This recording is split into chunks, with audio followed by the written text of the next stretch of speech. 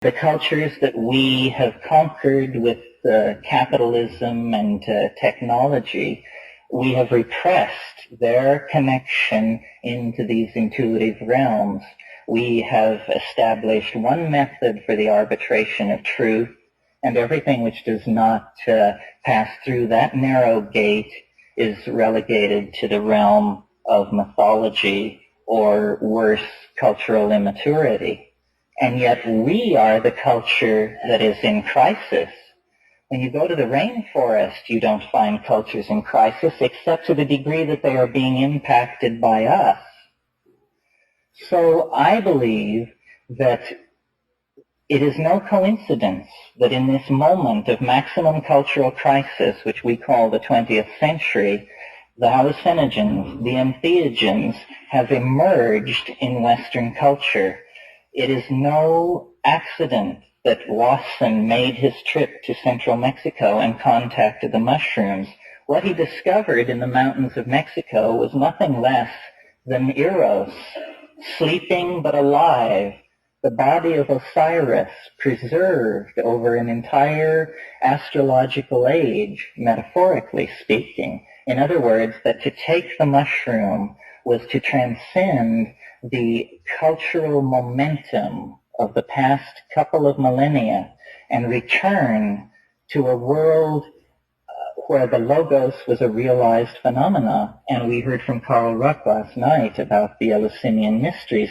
This was not a minor phenomenon. Over a period of 2,000 years, everyone who was anyone made the pilgrimage to Eleusis and had the experience. And it put the stamp on Greek drama, Greek philosophy, later Roman politics. All of these things were influenced by the hallucinogenic experience. So our culture, spiritually, has played the role of the prodigal son. We, for reasons of ideology, botanical geography, other factors, have not had visionary ecstatic hallucinogens installed in our culture as we perhaps should have over the last several hundred years. Now that is changing. And in order to understand what the change means, you have to look further back in time, in fact, past history to prehistory, again to the model of the shaman. Not the shaman as anthropologists describe him, but the shaman as shaman dream him. Because every shaman looks back toward an archetypal first shaman who was superhuman, who did go to the stars, who could go to the bottom of the ocean, who could move through the gates of death and return with a lost soul. Now, it seems to me, when you pull back to the perspective of several thousand years, all of history can be seen as an adumbration on this wish, expectation, hope for a superhuman condition, for a transcending of the laws of gravity, of the laws of life and death, into a superhuman condition that was salutary for mankind as a whole. In other words, the shaman as the archetypal perfected man. Now, this afternoon you heard Metzner refer to alchemy as one of the refractions of this concern with the perfection of the spirit. It is about the projecting of a perfect substance, which is the self purified.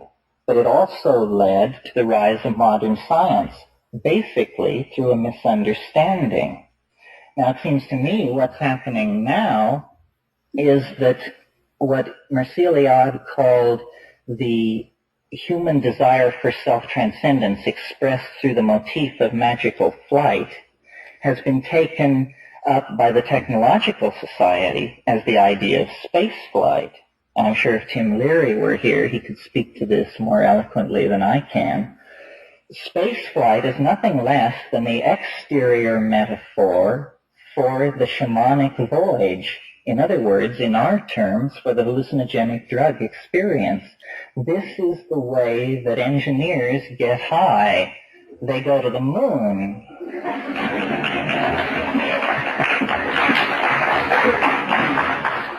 What we need to do to transcend our cultural schizophrenia and to heal the rift between spirit and soul, or world and self, is to realize something which we all pay lip service to, at least I'm sure all the people in this room pay lip service to, which is the idea that the inside and the outside are really the same thing. But I don't think the cultural implications of that have been clearly drawn.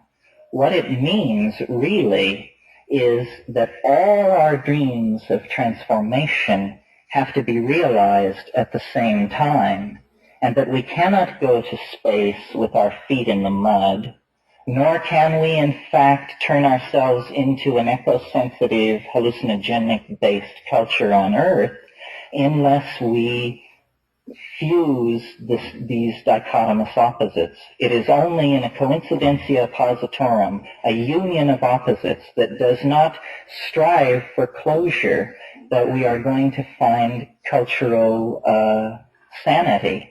And this is the thing that the entheogens, the hallucinogens, deliver with such clarity and regularity. They raise paradox to a level of intensity that no one can evade. And in doing that, they set the stage for turning yourself into the kind of person who does not insist on having it either or, black or white. And a culture composed of those kinds of people will be a culture more civilized than any that we have seen so far. If I can paraphrase Teilhard de Chardin for a moment, he said, or I will paraphrase him this way, when the human race understands the potential of the hallucinogenic drug experience, it will have discovered fire for the second time. And this is what we're waiting for. We are waiting for the discovery of fire so that we can transcend the monkey business and get on with the great business of inhabiting our own imaginations. And it's impossible to take that position without someone saying, Manichaean, dualist, enemy of the body, perhaps. But since the very beginning of culture, what we seem to be are animals which take in raw material and excrete it imprinted with ideas. And we do this on a larger and larger scale, looking toward the day when all physical constraints can be lifted off of us, as they are in our imaginations, and we can erect the kind of civilization that we want to erect.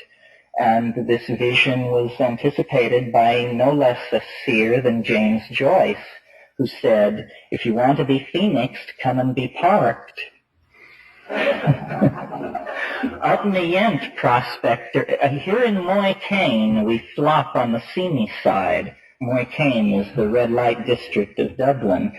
But up in the Yent Prospector, you sprout all your worth and woof your wings. This was part of his program. He hoped that man would become dirigible, as he put it. And he didn't live to see the revolution of the hallucinogens, but I think had he would have felt that man was well on his way to becoming dirigible. And it seems to me that we stand at an enormous threshold. The future of the human mind must loom large in the future of the human species. If it doesn't loom large in the future of the human species, then we are in very big trouble. Now, a term that has been applied, or was early on applied, though I haven't heard it used at this conference, to hallucinogens, was a consciousness-expanding drug.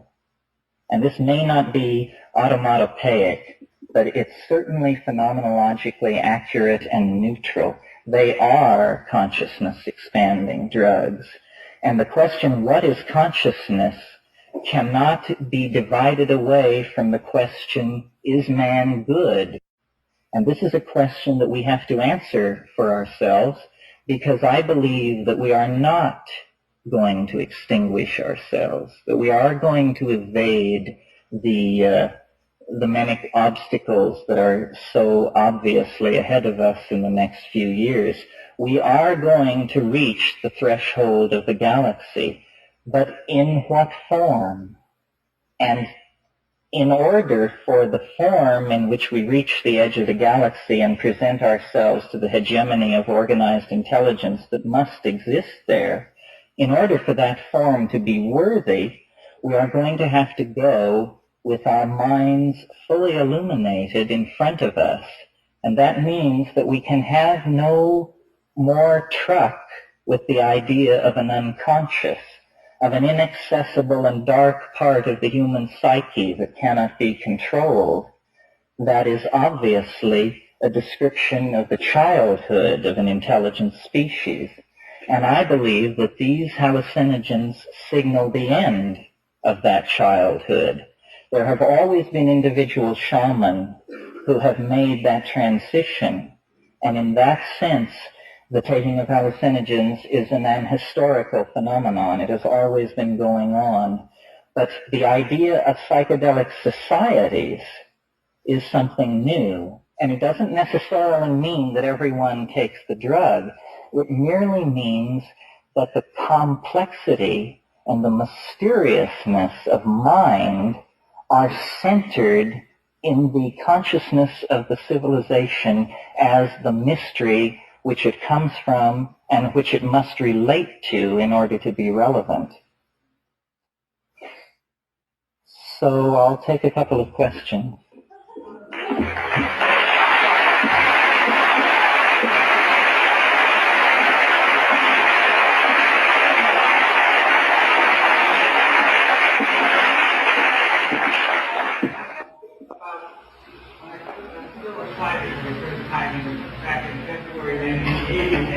My younger brother, including the city in California, and what do you think of Peru? That was a coincidence. How do you explain that? Well, you know, a coincidence is what you have left over when you apply a bad theory.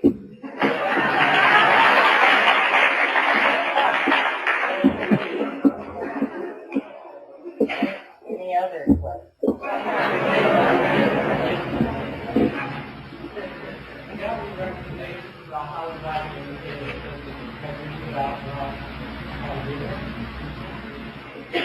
About this idea that the mind is the central.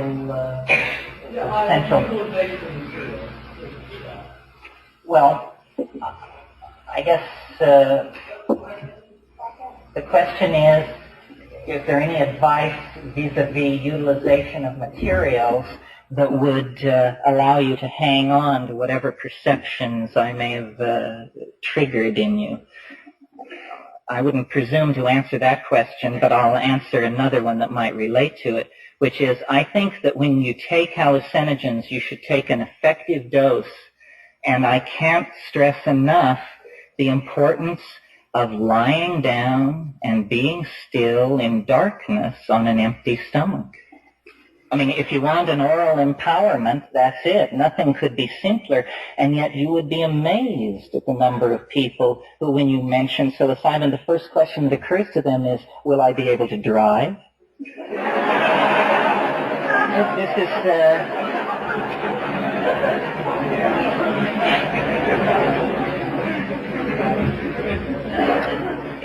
One more. Yeah. Which way would you categorize NDA? In with regard to what?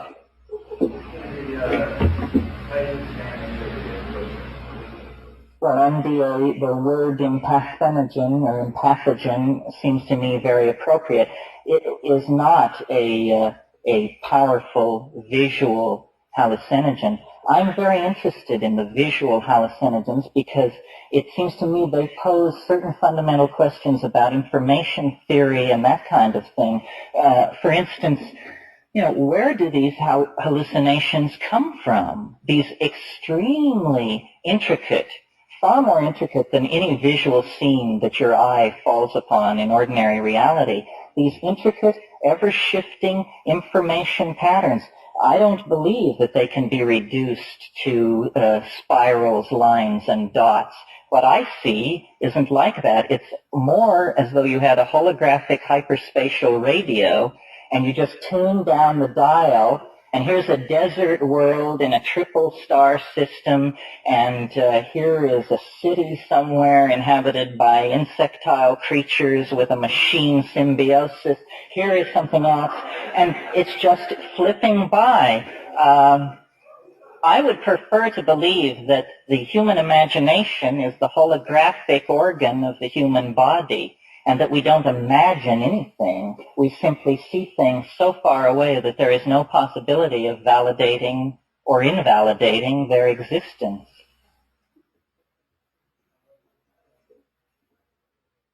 One more. I was interested in the psychotherapeutic potential for dimethyltryptamine being a short-acting tryptamine. Is there enough time within that peak experience to benefit from any death-rebirth experience, or is it, in your opinion, too short-acting drugs have any profound, lasting effect? No, I think it certainly has a profound and lasting effect. The very brevity of it serves to convince you that it isn't a drug at all, but that it's carried you into another dimension and back again. And that alone is something to ponder. Well, I thank you for your attention.